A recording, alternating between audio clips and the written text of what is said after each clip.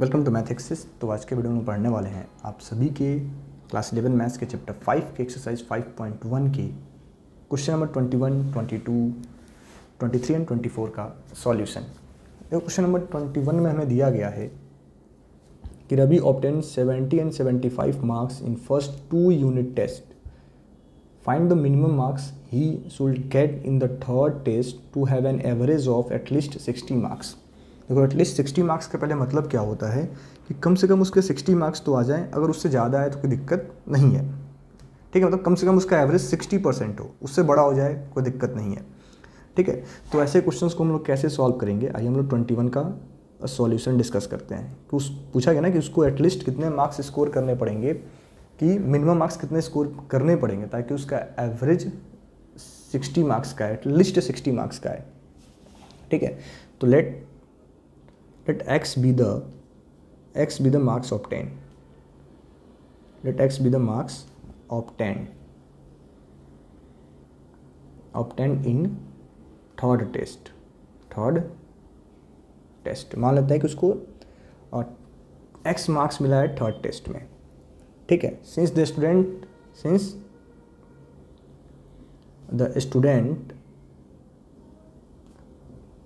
have an average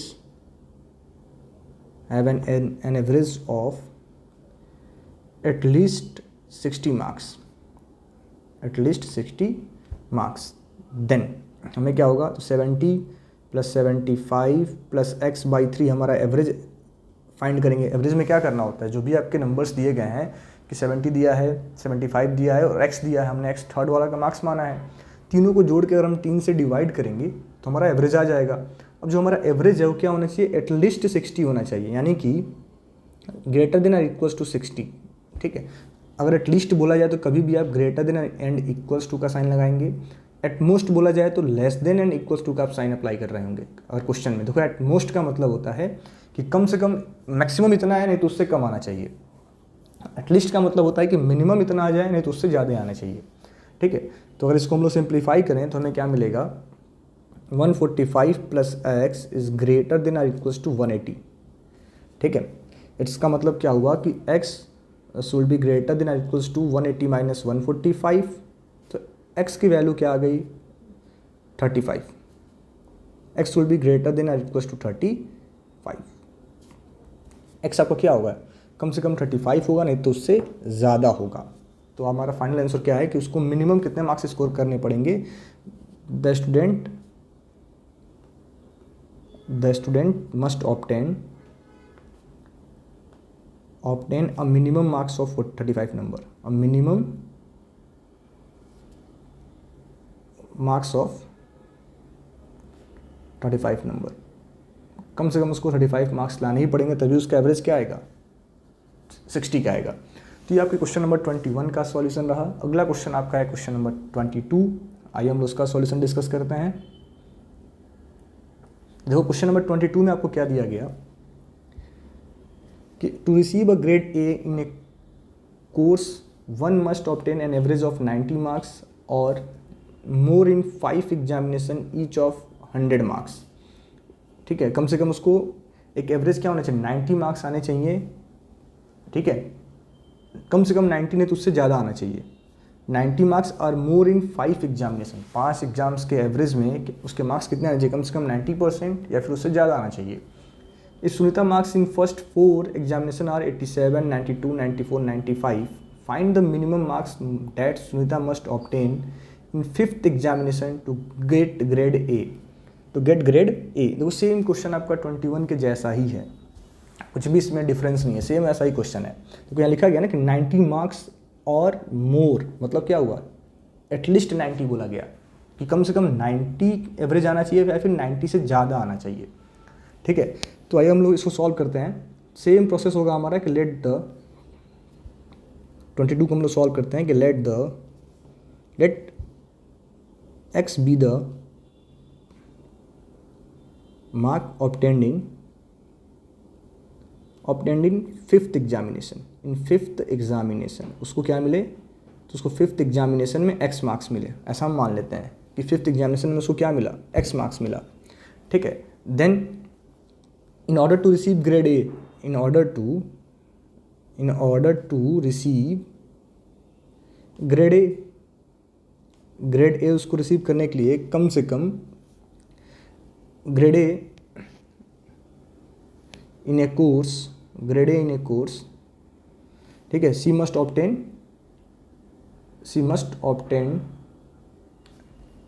an average of 90 marks or more in 5 subjects in 5 examination.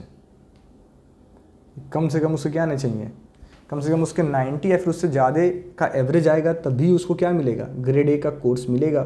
तो हम लोग पहले चारों का एवरेज फाइंड करते हैं। तो देखो पहले पेपर में उसको 87 मिला है, दूसरे में 92 मिला है, तीसरे में 94 मिला है, चौथे में 95 मिला है। तो 87 + 92 + 94 + 95 + x डिवाइडेड बाई 5, तो आपका एवरेज आ जाएगा। तो जो हमारा एवरेज है वो कम से कम 90 से ग्रेटर होना चाहिए, 90 या फिर 90 से बड़ा होना चाहिए, तभी उसको ग्रेड ए मिलेगा, वरना उसको ग्रेड ए कोर्स नहीं मिलेगा। तो अगर आप इन तीनों को ऐड करोगे ना, तो देखो आपको क्या मिलेगा, इन तीनों को ऐड करने पर हमें मिलेगा 368 + x इज़ ग्रेटर देन और इक्वल्स टू 450। 5 से हम इसको मल्टीप्लाई करेंगे, हमें क्या मिलेगा, 450 मिलेगा। तो x will be greater than और इक्वल्स टू 450 - 368, यानी x will be greater than और इक्वल्स टू 82। तो कम से कम उसको 5th एग्जामिनेशन में 82 मार्क्स स्कोर करने होंगे, तो वही उसको क्या मिलेगा, ग्रेड ए का कोर्स मिलेगा, वरना नहीं मिलेगा। ठीक है, तो Sunita must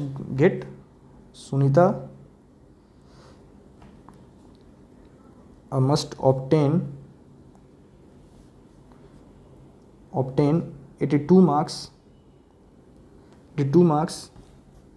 are greater than 82 marks in 5th examination। ठीक है, कम से कम उसको 82 मार्क्स लाने होंगे या फिर 82 मार्क्स से ज़्यादा लाने होंगे 5th एग्जामिनेशन में, तो ही उसको ग्रेड ए मिलेगा, वरना ग्रेड ए मिलने वाला नहीं है। ठीक है, देन अगला क्वेश्चन हमारा है क्वेश्चन नंबर 23। तो अगर ये वीडियो आपसे बच्चों को अच्छा लग रहा है तो अपने दोस्तों के साथ इस वीडियो को शेयर करना बिल्कुल भी आप लोग ना भूलें। ठीक है, अगला हमारा है question number 23। Find all pairs of consecutive odd positive integers both of which are smaller than 10 such that their sum is more than 11। Find all pairs of consecutive odd positive integers of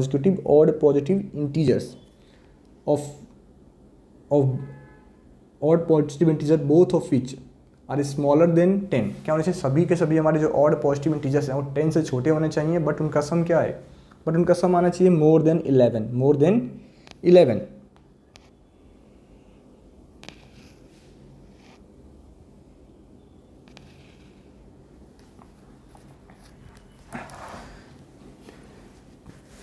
क्या होना चाहिए, उनका सम जो होना चाहिए, जो हमारे odd integers हैं लेस देन 10 होने चाहिए, और उनका सम क्या आना चाहिए, मोर देन 11 आना चाहिए।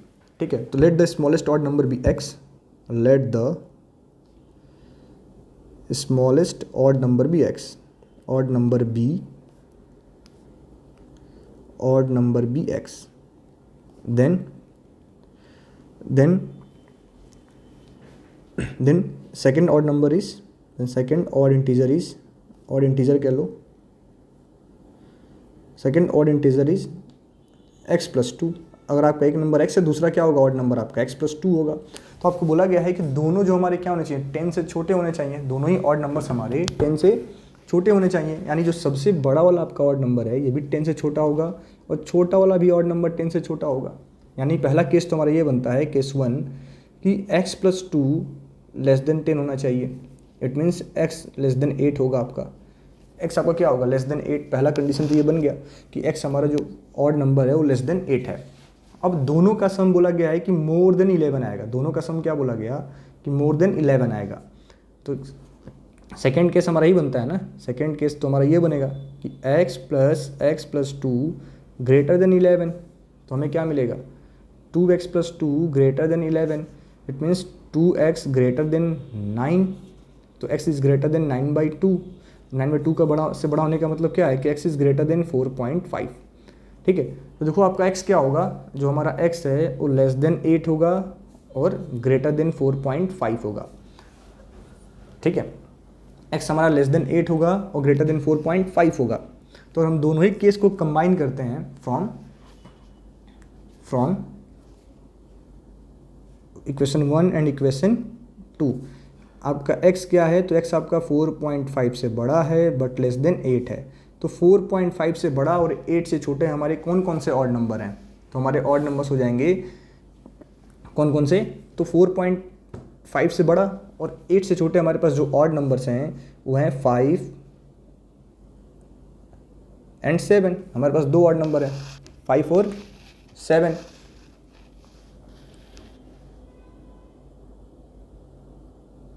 ठीक है, तो हमारा x क्या हो सकता है, x हमारा हो सकता है 5 और 7 और ठीक है 5 7, देखो x की वैल्यू आई है 5 और 7, लेकिन हमारे पास दो ऑड नंबर हमें फाइंड करना है। तो 5 7 हमारे x की वैल्यूज आ गई 5 एंड 7। तो if x is 5 then x plus 2 आपका क्या होगा, तो 5 प्लस 2 7। तो पहला पेयर आपका बनेगा 5 और 7 का। And if x is 7 then x plus 2 आपका क्या होगा, तो ये आपका 9 होगा। तो सेकेंड पेयर बनेगा आपका 7 और 9 का। तो ये आपके दो रिक्वायर्ड पेयर्स होंगे 5 7 एंड 7 9। ठीक है, अब दोबारा वो समझ लिया मैंने कैसे सॉल्व किया है कि हमने पहला नंबर x माना, तो सेकेंड ऑड नंबर हमारा x प्लस 2 होगा। हमें बोला गया कि जो हमारे ऑड नंबर्स हैं हरदम 10 से छोटे हैं, तो हमने बड़े वाले को 10 से छोटा लिख दिया, तो x हमारा ऑलवेज क्या होगा, लेस देन 8 होगा। अब सेकेंड केस हमें दिया गया कि दोनों का सम करने पे 11 आएगा, तो इसको सिंप्लीफाई करने पे हमें मिला कि x इज़ ग्रेटर देन 4.5। तो जो हमारा x है वो इसके बीच का नंबर है। देखो ये आपका x का वैल्यू आया है, तो x के दो पॉसिबल वैल्यूज़ क्या होंगे, क्योंकि x बोला गया ऑड नंबर है, तो 5 और 7। ठीक है, तो अगर आपका x 5 है तो दूसरा नंबर आपका क्या है, अगर x को हम 5 लेंगे तो दूसरा नंबर हमारा 7 है, तो 5 और 7 हो गया। x को अगर हम 7 लेंगे तो दूसरा नंबर हमारा 9 है, तो 7 और 9 हो गया। तो ये रहा आपके क्वेश्चन नंबर 23 का सॉल्यूशन। देन अगला है आपका क्वेश्चन नंबर 24। क्वेश्चन नंबर 24 में हमें दिया है find all pairs of consecutive even positive integers both of which are larger than 5 such that their sum is less than 23। ठीक है, तो सेम ऐसे ही करते हैं ना 24 भी, कि let the first even number be x, then second even number क्या होगा, सेकेंड इवन नंबर होगा आपका even number be x plus 2। हमें बोला गया है कि दोनों क्या होंगे, 5 से बड़े होंगे, अब विच आर लार्जर देन 5, यानी अब लार्जर देन 5 होने का मतलब क्या है कि दोनों ही नंबर हमारे 5 से बड़े हैं, तो छोटा वाला भी नंबर आपका क्या होगा, 5 से बड़ा होना चाहिए। तो पहला केस तो 1 बन गया, केस 1 हमारा ये हो गया कि x should be greater than 5, x हमारा 5 से बड़ा होगा। ठीक है, सेकेंड केस आपको क्या दिया गया है कि and their sum is less than 23, यानी कि x plus 2 should be less than 23। तो 2x लेस देन 23 माइनस 2, तो 2x less than 21, x less than 21 by 2, तो x हमें क्या मिला, x लेस देन 10.5। तो x हमारा 10.5 से छोटा होगा, x हमारा क्या होगा, 10.5 से छोटा होगा। तो देखो यहाँ दो केस बन गया ना, फ्रॉम फर्स्ट एंड सेकेंड, जो x आपका है वो 5 से बड़ा है बट 10.5 से छोटा है। तो x के पॉसिबल वैल्यूज़ क्या क्या हो सकते हैं, x की पॉसिबल वैल्यूज़ क्या क्या हो सकती हैं। ठीक है, तो x since x belongs to even number then x equals to क्या होगा, तो 6 हो सकता है, 8 हो सकता है और 10 हो सकता है, 6 8 एंड 10। x क्या हो सकता है, 6 8 एंड 10। तो when x equals to 6 then x plus 2 आपका क्या होगा, तो ये आपका 8 होगा। तो पहला पेयर आ गया 6 और 8 का। ठीक है, when x equals to 8 then x plus 2 क्या होगा, तो ये 10 होगा। तो दूसरा पेयर आ गया आपका 8 और 10 का। ठीक है, when x equals to 10 then x plus 2 क्या होगा, तो ये 12 होगा। तीसरा पेयर आ गया आपका 10 और 12 का। ठीक है, तो ये रहा आपके क्वेश्चन नंबर 24 का सॉल्यूशन। किसका सॉल्यूशन है? Question number 24। तो आंसर हमारे क्या हो गए? 6, 8, 8, 10, 10, 12। ठीक है, तो आशा करते हैं वीडियो आप बच्चों को अच्छा लगा होगा। तो अपने दोस्तों के साथ इस वीडियो को शेयर करना आप लोग बिल्कुल भी ना भूलें। Thank you.